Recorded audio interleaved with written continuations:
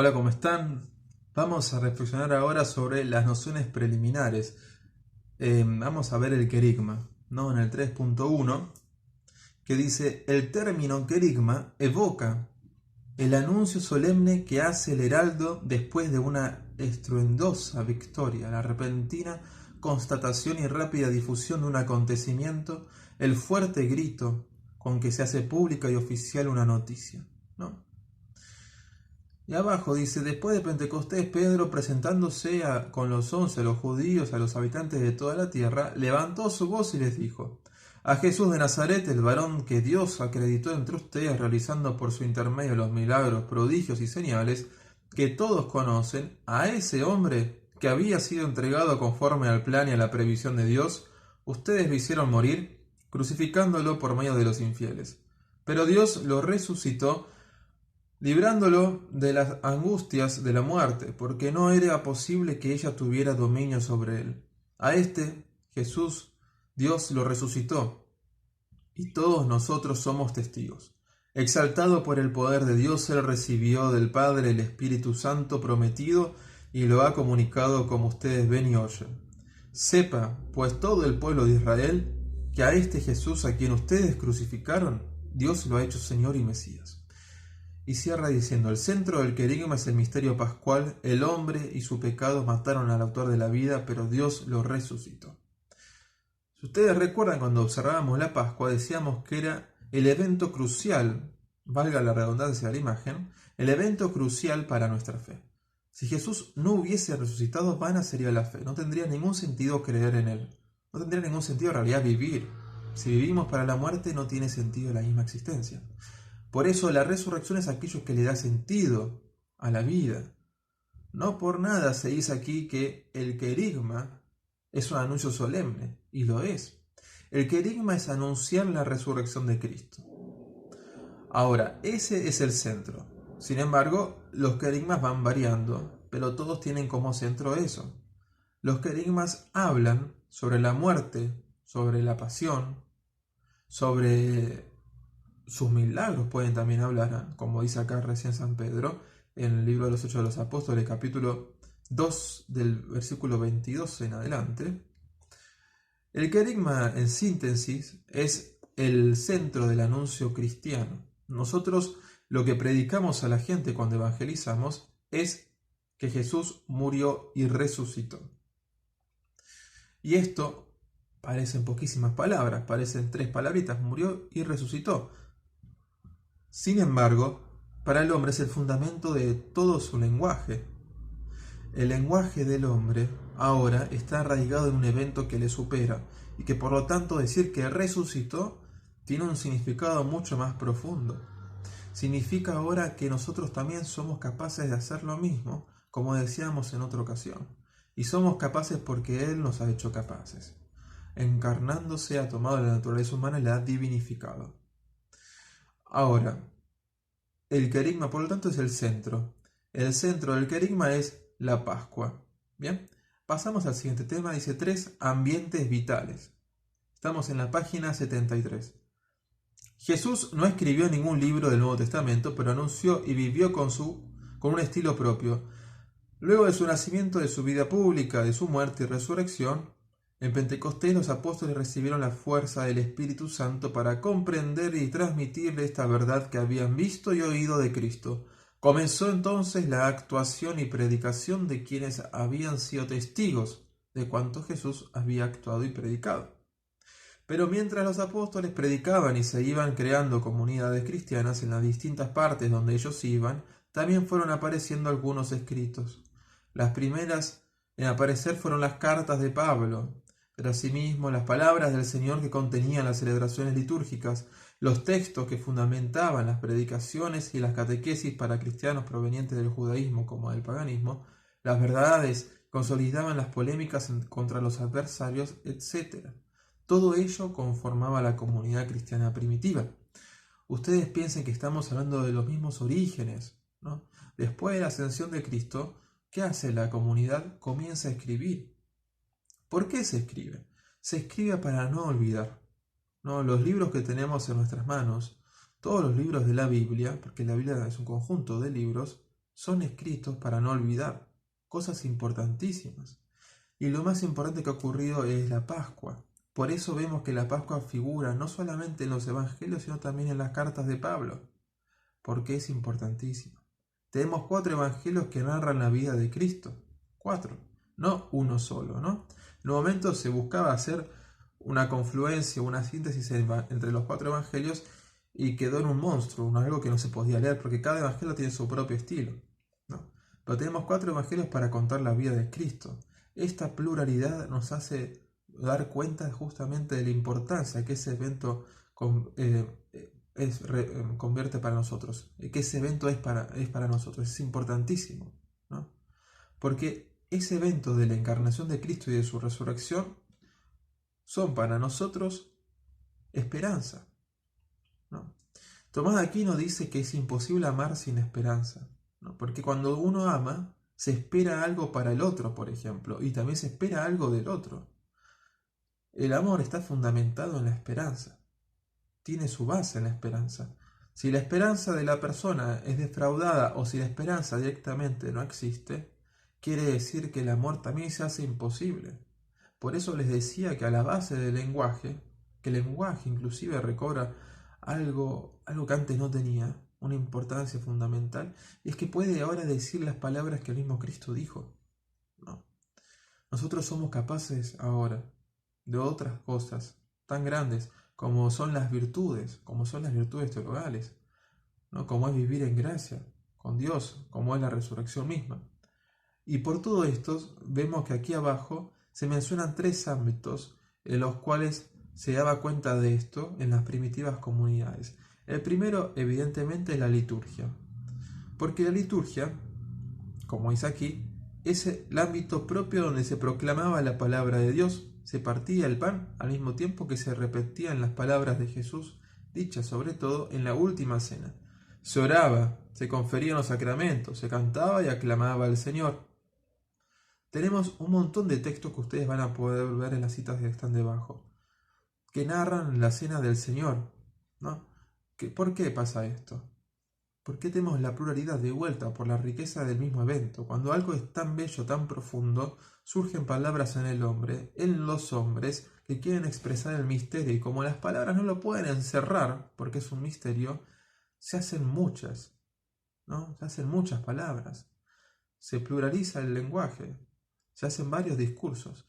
De esta manera nos dan cuenta de la riqueza del evento. Ahora, volviendo a la liturgia era el modo a través del cual el pueblo rendía culto a Dios, ¿no? Se partía el pan. También se dice que se cantaban.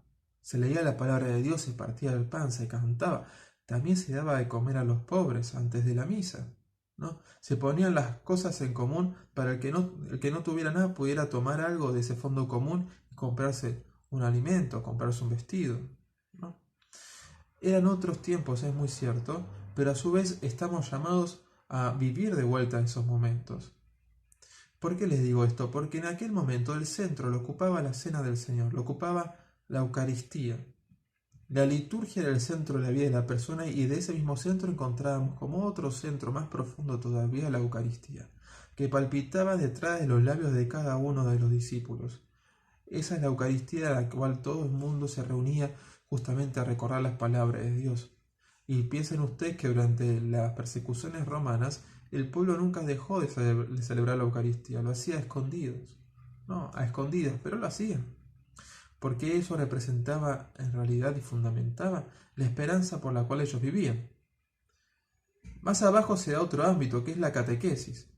La catequesis es la enseñanza. En aquel momento se enseñaba a los que llamaban después neófitos, que son los nuevos en la fe, se enseñaba sobre Cristo. Ellos tenían una catequesis muy larga antes de recibir el bautismo, que se recibía generalmente el día de la Pascua.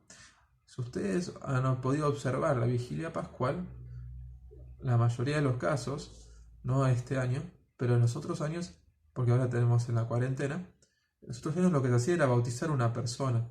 Siempre había uno para bautizar y se esperaba hasta la Pascua para bautizarlo porque se recordaba lo que se hacía en aquel momento.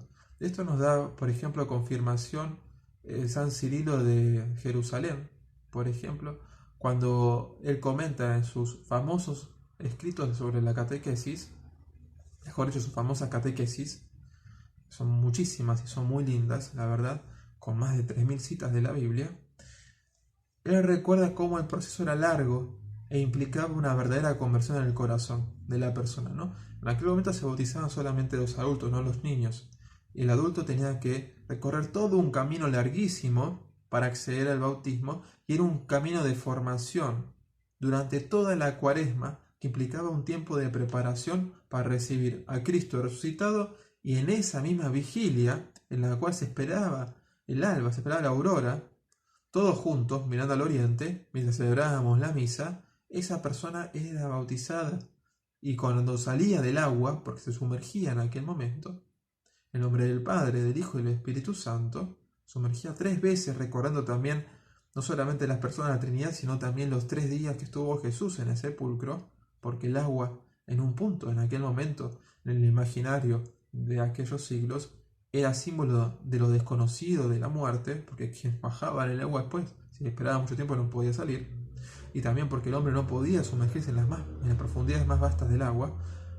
Bueno, todo eso representaba la muerte, y cuando el hombre salía por tercera vez, miraba al oriente, miraba hacia adelante, y que observaba la luz, porque Cristo es la luz, como nosotros también recordamos en la vigilia, con la lucecita, ¿no?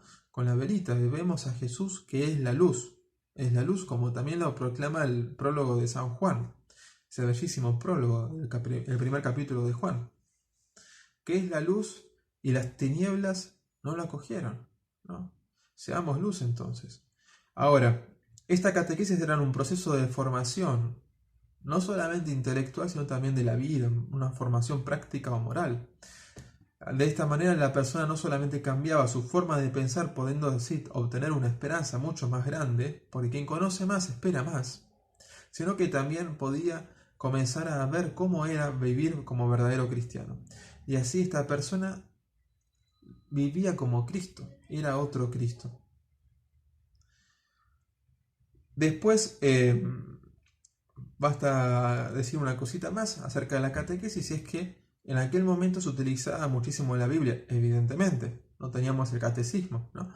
Pero la Biblia se leía de un modo muy particular. El Antiguo Testamento se leía como una prefiguración de la venida de Cristo. Así, por ejemplo, Jonás, cuando estaba en el vientre de la ballena, nos recuerda a Jesús en el sepulcro, ¿no? Cuando Moisés abre las aguas del Mar Rojo y pasa a través de ellas, nos recuerda cómo Cristo abre las ataduras de la muerte y pasa a través de ellas, ¿no? Porque la Pascua también quiere decir paso, y los judíos también celebran su Pascua, y es este evento que acabo de mencionar. Por eso, todo el Antiguo Testamento nos habla de Cristo. Y así se hacía la catequesis, se leía el Antiguo Testamento y los Evangelios. La misión, el último de los ámbitos, tenemos la liturgia, las catequesis y la misión. La misión, ustedes tengan en cuenta que no solamente es para tener más cristianos, porque en realidad no hacemos proselitismo en la Iglesia Católica, no nos interesa tener un número alto, sino que en realidad la misión es un mandato de Cristo. Nos dice: vayan y anuncien, y bauticen, ¿no? Pero una cosa importantísima de esto no es anunciar por anunciar, no es para generar un número más dentro de la Iglesia Católica, sino que en realidad y sobre todo es para dar a las personas que no conocen el querigma un fundamento para su vida, una alegría. Ustedes piensen que en aquel momento estaban todos, y todavía hoy, en realidad todavía hoy el hombre está muy intrigado por aquello que ocurre después de la muerte. Todavía hoy el hombre piensa en su muerte. El hombre es el único animal que sabe que va a morir, de hecho, ¿no? Entonces el hombre que sabe que va a morir, el hombre que conoce la muerte de los demás, se pregunta por su propia muerte y busca en realidad un fundamento a su propia vida más allá de su vida misma, ¿no? Por eso hay una cantidad inmensa de religiones. En aquel momento había muchísimas, ¿no? Porque no existían las distracciones. Otra cosita más para aclarar, ¿no? Hoy en día tenemos muchas distracciones, pero en aquel momento no existían tantas como ahora. Existían, sí, pero no tantas. ¿Qué quiero decir con esto? Que el hombre se ponía a pensar más seriamente sobre su vida en aquel momento que ahora, ¿no? Por este motivo, las personas pensaban en su vida, buscaban el fundamento para su vida, buscaban en realidad esperanzas para seguir viviendo, y las encuentran en el querigma, en el mensaje que dan los apóstoles. Por este motivo es importantísimo el anuncio, no es para un número en realidad, sino que es para una cualidad. Es para darle a una persona que no conoce a Cristo esperanzas por las cuales vivir. Por este motivo la misión es esencial en nuestra fe. Nosotros creemos en la Pascua, como decíamos antes, pero como iglesia es la naturaleza propia de la iglesia el misionar, es salir y poder comunicar a los demás la alegría de Cristo. Y a los que ya lo conocen, poder así, entre todos, ¿no? Poder seguir hablando acerca de esta alegría, ¿no? Porque no solamente es misionar, evangelizar, sino que también es dar catequesis, ¿no? Sino también que es formarse en teología, es estudiar una carrera como ustedes y tener la materia teología. ¿Pero por qué? Porque estamos buscando aquí que el hombre sea alguien íntegro de todas las dimensiones. Por este motivo, no solamente basta el conocimiento sobre alguna ciencia, sino y sobre todo el conocimiento sobre la vida misma.